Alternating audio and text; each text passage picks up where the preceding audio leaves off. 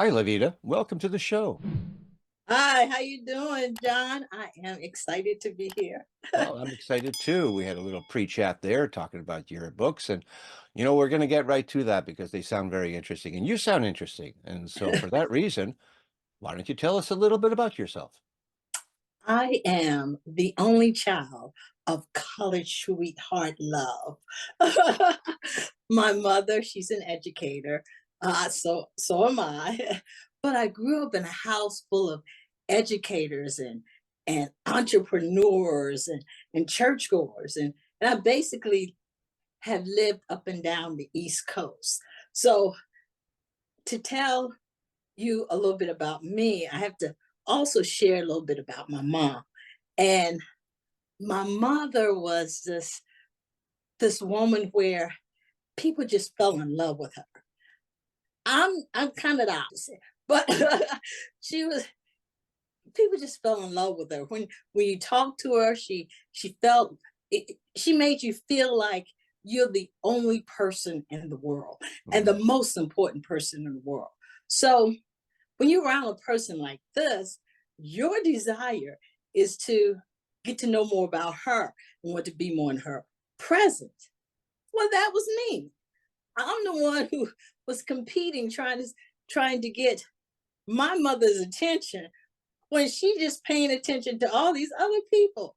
Mhm. Okay, now remember, I'm only child. Okay. That's what I'm thinking. But that isn't what's happening. It's just that she had that kind of personality. And I was viewing it differently because I'm an only child. So in that, I was always competing with my mother.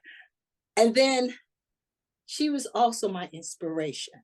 Like when she would write, I was curious, but I didn't pay much attention. But as I got older, I looked at my mother and said, Ma, one day I'm going to publish your writings. Well, that was like in my 30s when I said that. I didn't actually publish my mother's writing until after she had passed. And during that time that she had passed, I always had there's like something that was in me that kept saying, there's something missing. There's something missing. And when the Lord impressed on my heart that, listen, it's time to write that book, put it together. That's when I came up with the book of Nuggets for Thoughts. My mother always had this little light blue notebook that she wrote all her poems and reflections in. And she had another one, but I can't find that one. Mhm. uh, so I took as much of her poems and reflections as I could because some weren't finished. And I put it into a book. And that's when I realized I didn't have enough. So I took some of my poems and flash fiction and put it into the book. And it's like a legacy, a love letter, of of thoughts and reflections that two educators came up with about what they see in life and how they view life. And the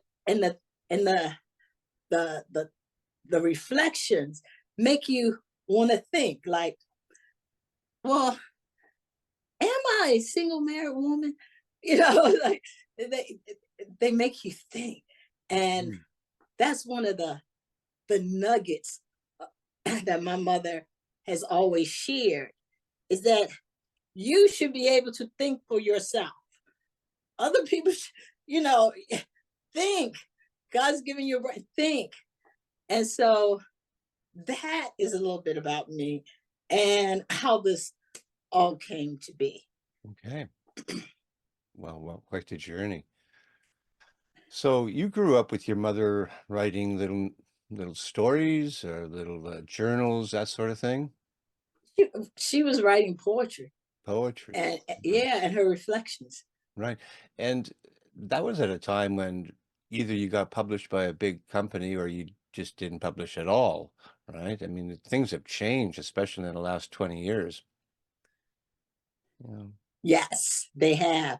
Yeah. And it's interesting that when I told her that I was going to publish her writings when I was like 30, when I actually did it, I self-published it because I wanted it out.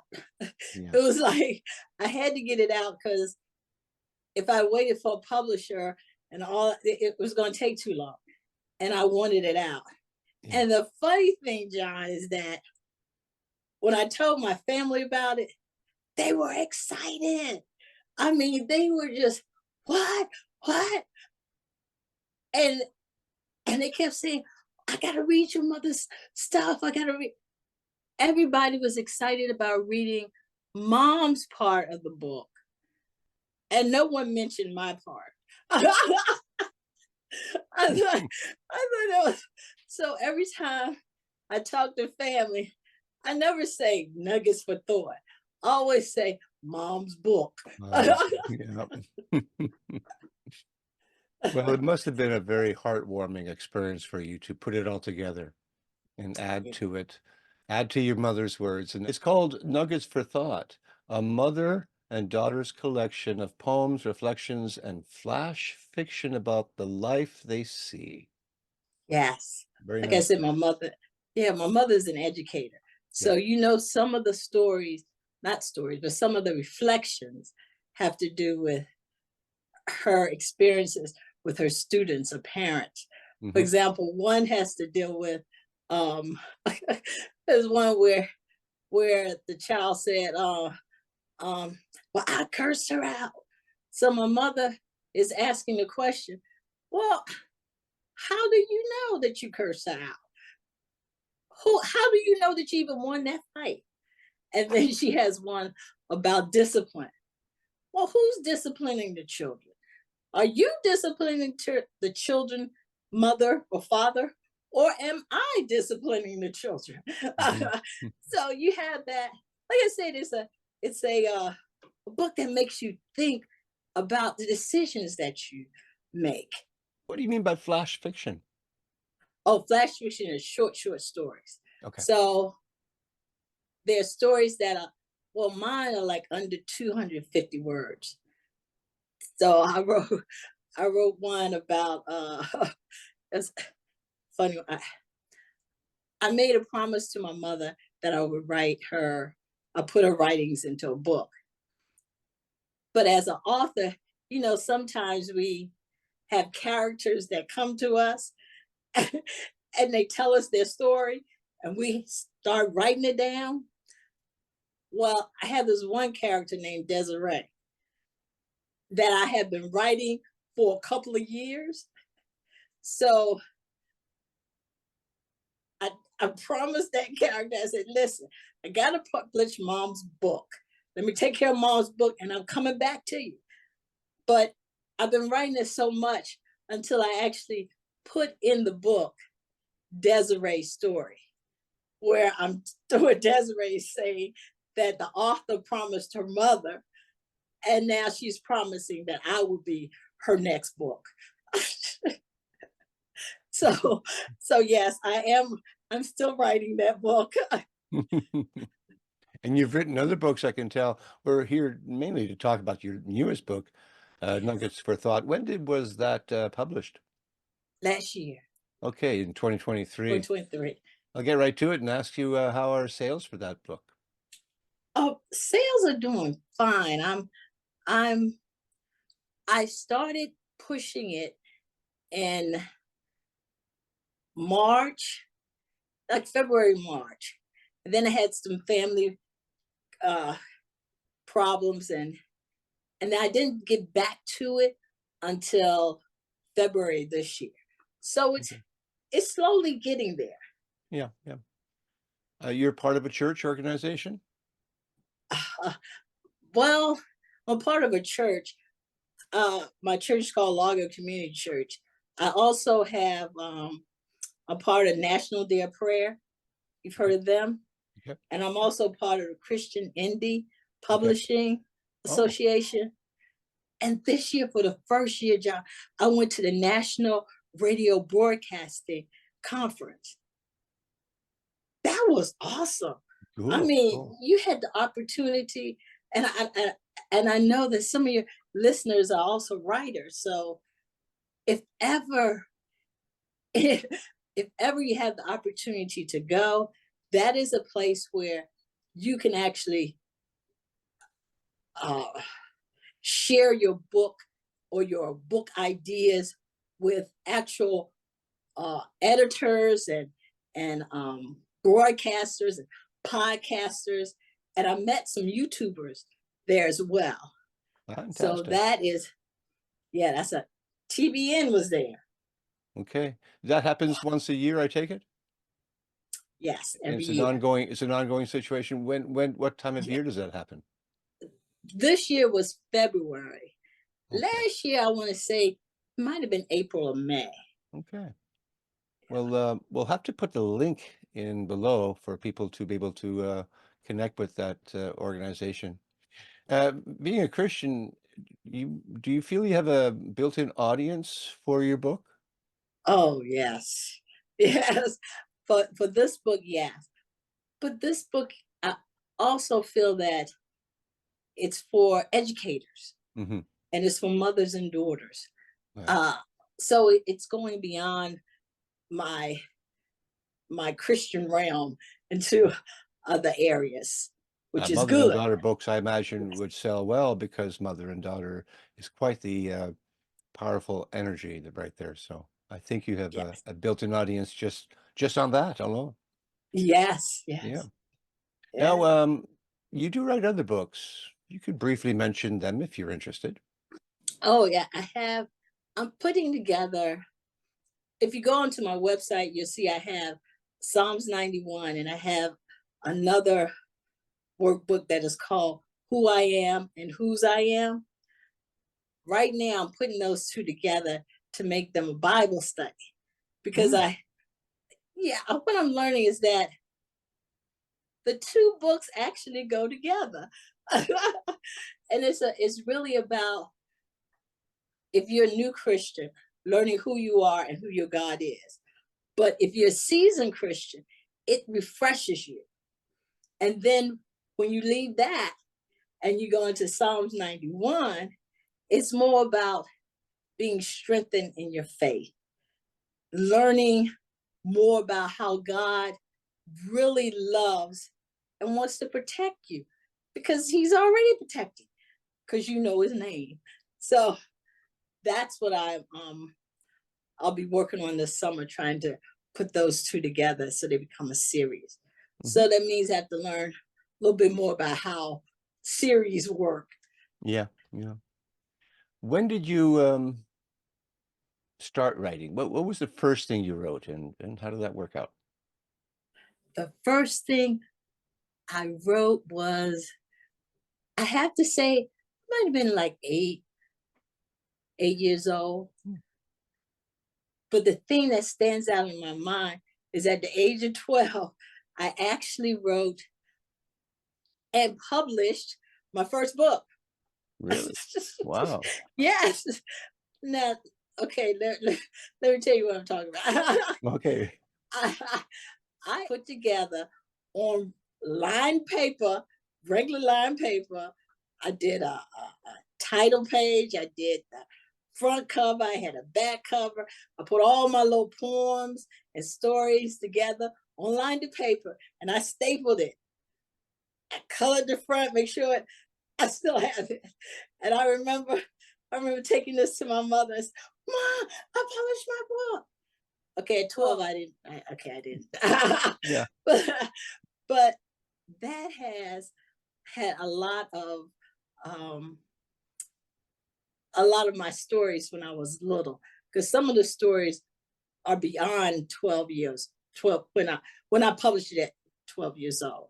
So Hmm. yeah, I was around 8, but I Yeah. first was published at 12. That's a common theme amongst the folks that I have conversations with on this channel. They eventually tell me that, oh, I was 8, I was 12, I was 14, and I think that this is inside the person who ultimately does write a book and self-publish. And self-publishers, self-published authors are the people who have a burning desire to get their material out. So I You are love the right. passion. I love the passion. Yeah, very It good. it is a passion. It's a it's it's it's like once you get it out, you feel a sense of relief. But then that next character shows up, or that Hmm. next idea, a world that is waiting to come out, just kind of show up. And it come for me, it comes at night. It just Yeah. shows, say, my turn. Hey, Lyvita, my and I start writing. You have a book here called 31 Days of Silence, a journal for developing the discipline of listening. I have a podcast called Okay. Hanging Out with Jesus Podcast. And that book came out of it because I wanted to teach people how to just be silent before the Lord. How just hang out, just go to the park, sit there, say, Lord, I'm here, I'm listening, and just look. Nature itself can talk to you. You know what I'm saying? Hmm. Uh, just being in the open. Let your ears hear sounds that you haven't heard before. You know, feel the wind, truly the wind. We I know what have, you're talking about. you, Yeah. thank you. Yeah. I used to climb mountains in the Adirondacks in upper New York State, and I'd go in there for 6 or 7 days. And unless I bumped into somebody, I would just say hello, and that's all I'd say. Other than that, I guess I was silent. And Yeah, nature does talk to you. That's true. it does. And you can truly, that's one of those moments where you can truly hear. For me, I know I truly hear the Lord because, you know, you see the birds in the air and all of a sudden it hits you. Lord, they're going in the right direction. You know, I mean, they are set on going in a certain direction because they already know what's about to come. Hmm. So why am I having a problem sitting here not knowing? you know, so things like just I remember I saw somebody fishing and I just thought fishers of men. I was like, oh, you know, certain things just pop into your spirit and it's like, okay, Lord, I got you. Hmm. So I also put in that book scriptures so that you can dwell on the scripture as you're looking at nature or, you know, Yeah. whatever. Look I'm at. curious. I published a book, my first book. I had to take it down because I put a few quotes from other writers or just people, pithy sayings and stuff like that. And I was told you can't do that without permission. How do you do that with Bible verses? Does it have to be the King James version? Because the New International Version may not like you doing that. I don't know.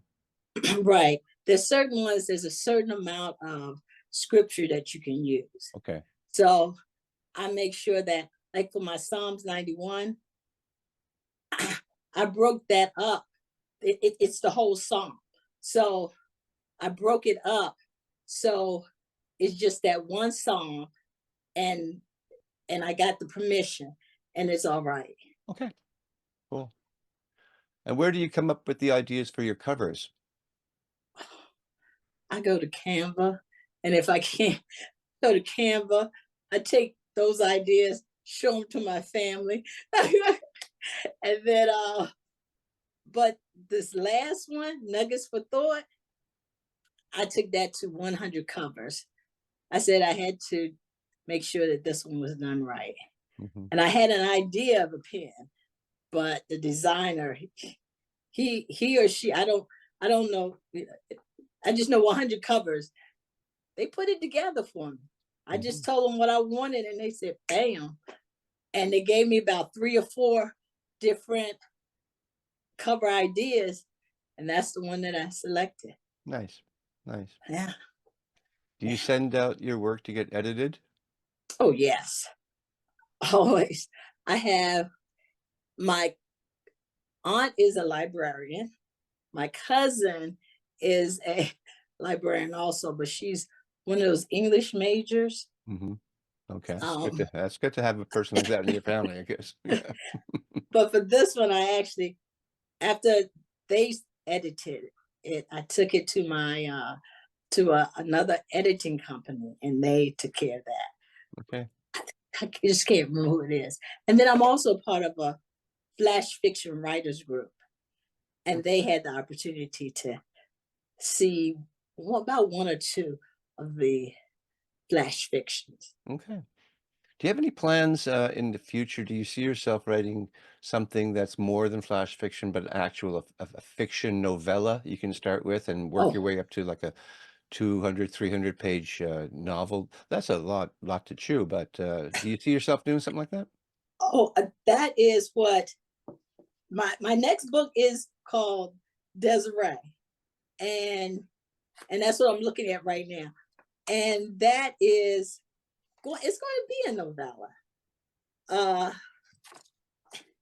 it's going to be short stories with a poem to connect the two short stories.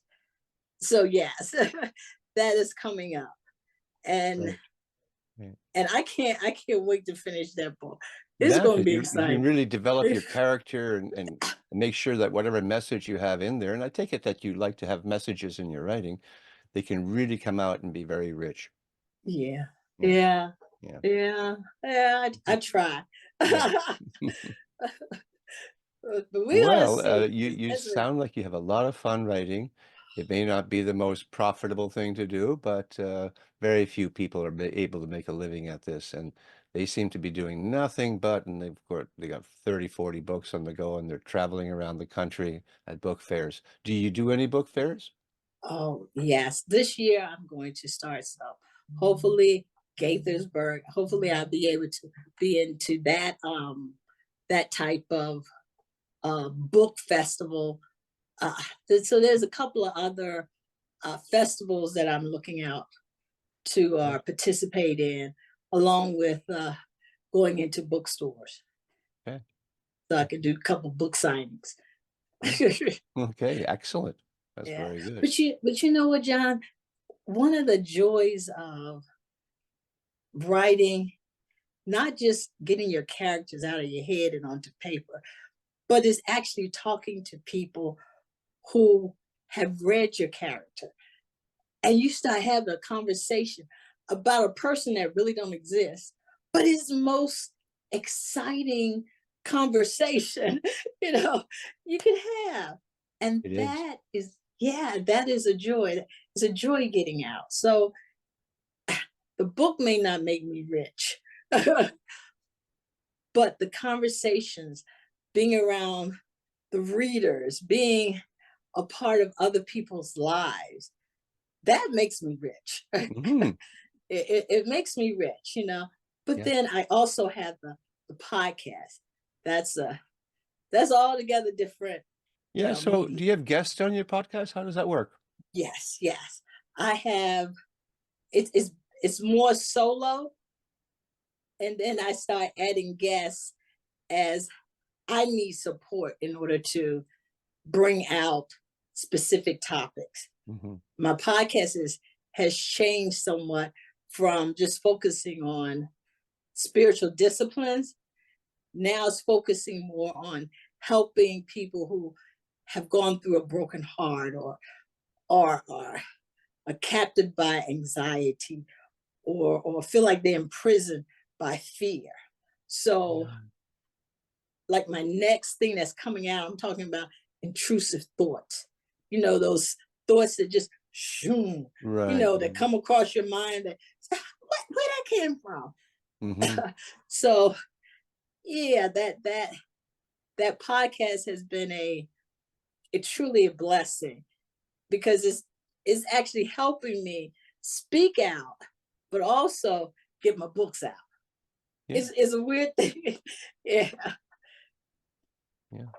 Well, when we look past ourselves and we go out and find out what others need and fulfill that, we enrich both that person and ourselves. Yes, we do. And it's just the way it works. That's what this Mhm. podcast does for me. I write books, but I want to talk to people about their books, and Yeah, that enriches me. yeah, yeah. I agree. Excellent. Wonderful. Well, do you have anything else you want to add to this conversation? Well, if anyone is what like to check out what I'm doing, they can go to LyvitaBrooks.com and check us out. See what's going on. I have a newsletter there where you can get a free Christian blueprint to see where you are in your walk with Christ. So check that out. Interesting. Christian Blueprint. Wow, you got it all figured out. Uh-huh. That's cool. All right, Livita. This was a charming conversation. I really enjoyed speaking with you. You're a very infectious person, and it's very nice to see someone so Same. passionate about what they're doing as you. Thank you. Thank you. It's a blessing. I All right. enjoyed this. All right. You take care of yourself now. You too. Bye bye.